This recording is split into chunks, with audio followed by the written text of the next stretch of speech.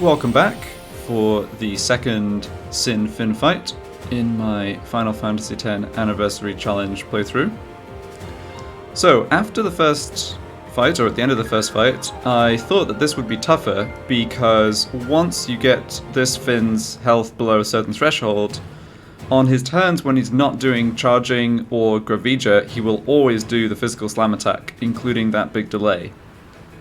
But it turns out we can completely avoid all slam attacks in this fight because another change to the AI in this Fin is that he will only use the slam attack when he's at higher health once he's been targeted 4 times.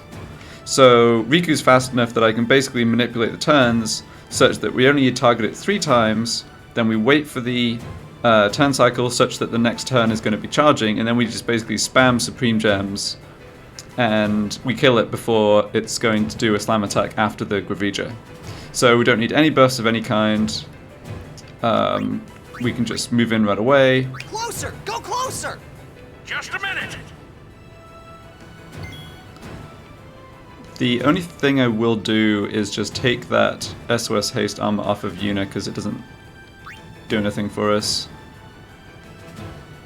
Not that... yeah, I guess it doesn't matter, like... Right, negation's not going to do anything to us either. Because we have haste from SOS haste. Okay, I'll leave it. Yeah, there's a bit of a consideration for getting set up for the third fight. It'd be nice to have someone other than Riku land the killing blow, so that Riku could be switched in for a first strike character against the Sin core fight, but I'm not going to bother doing that. I think we can handle that fight with Riku and SOS haste in the front line.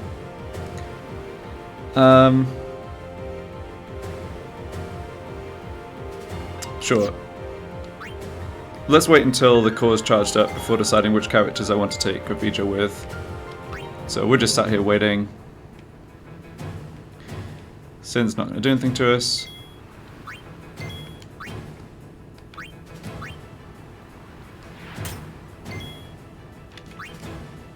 Don't be falling now! Alright, so the big thing here is only to target Sin 3 times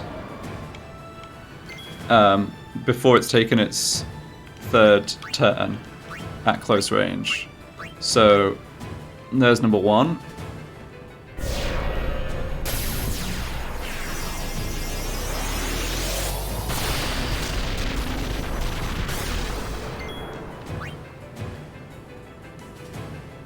Here's number 2, and yeah, like I was saying, unlike the left Fin, there's no chance it actually slams us here. So despite the fact that it has a different AI at the low HP threshold, the predictability of the slam attack actually makes this Fin easier, which I'd not fully thought through. So that's kind of interesting. Okay, so that's 2 attacks. We're going to do 1 more here. Then we're going to let Sin remain motionless 2 more times.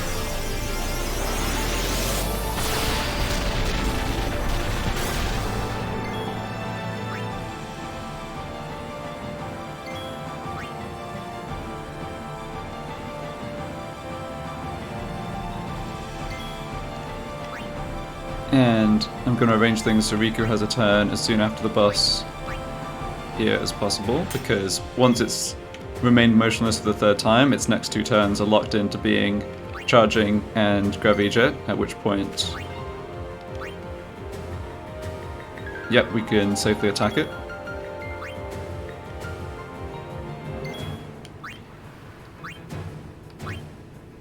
I could have maybe saved a couple of ticks by switching another character and bringing Riku temporarily out of the party and back in, but I'm sure we'll have enough time here. Okay, so who do I want to have SOS haste, or SOS HP rather, in the last of these 3 fights? To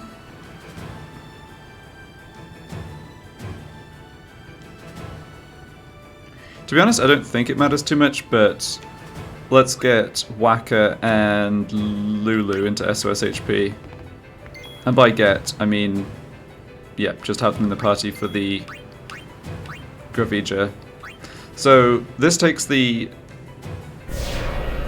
physical attack counter over 4, so it wants to do a physical attack, but the next 2 turns are locked as charging and Gravija. Just make sure I have the right armor here, because you don't get a chance to switch. SOS Haste, yeah, that's fine. Riku's just spamming gems. So that's the 5th one. We need 5 more to kill it.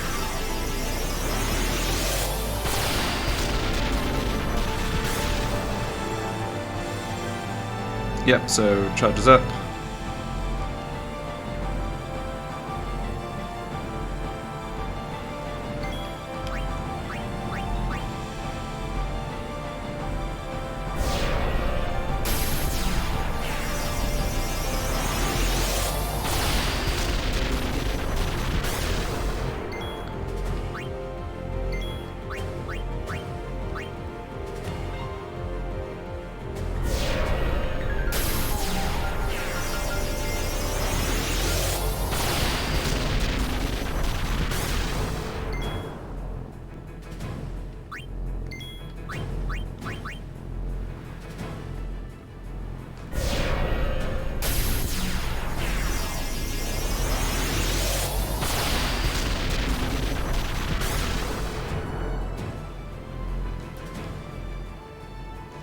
Okay, so we should have enough time to kill it before it gets another turn.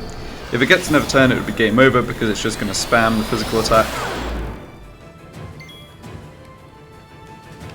Alright, we need 2 more items, but Riku's going to get 2 turns with use being a rank 2 action rather than rank 3. So all I need to do here is just switch back my first strike characters. Honestly, this isn't even that important because Riku's going to be in the front line.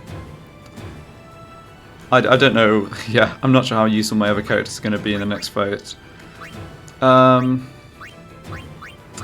Gear on Tidus I think doesn't...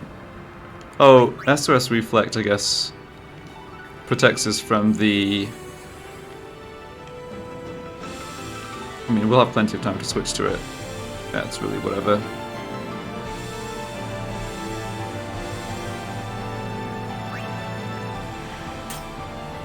Alright. Yeah, so timing is a little tight, but we have a couple of ticks spare.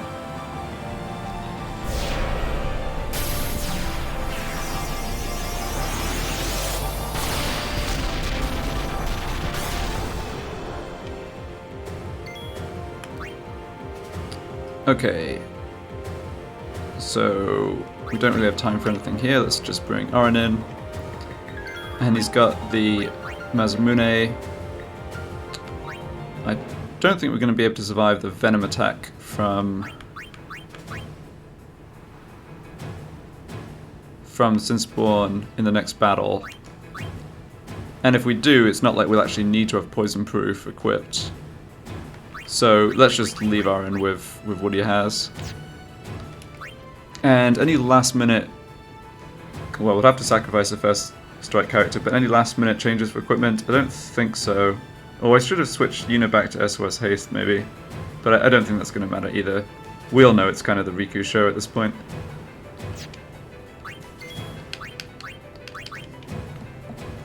I think we'd be able to use a less damaging item there, but we've still got 40 Supreme Gems left.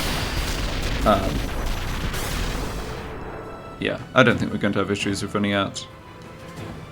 So yeah, actually ended up being a lot easier than the first Finn fight, thanks to the way the AI works, which I would not have figured out without P. Berman's excellent guide, so shout out to that again. Yeah, it's funny how they put a lot of, well, someone put a lot of effort into making the AI for these 2 fights. And yeah, lots of it kind of goes unnoticed in a normal game, and even in easier No Sphere Grid challenges, it really doesn't matter that much. But that's how it goes. I did enjoy, yeah, having this fight where I can exploit how the AI works to avoid having to ever set up defenses for the physical attack. That's kind of cool. Alright, and we picked up Stone Strike for Oren? Well, maybe not the worst. Okay, I'm going to make a separate video for the third fight with Sin's Core, so thanks a lot for watching, and see you in the next one.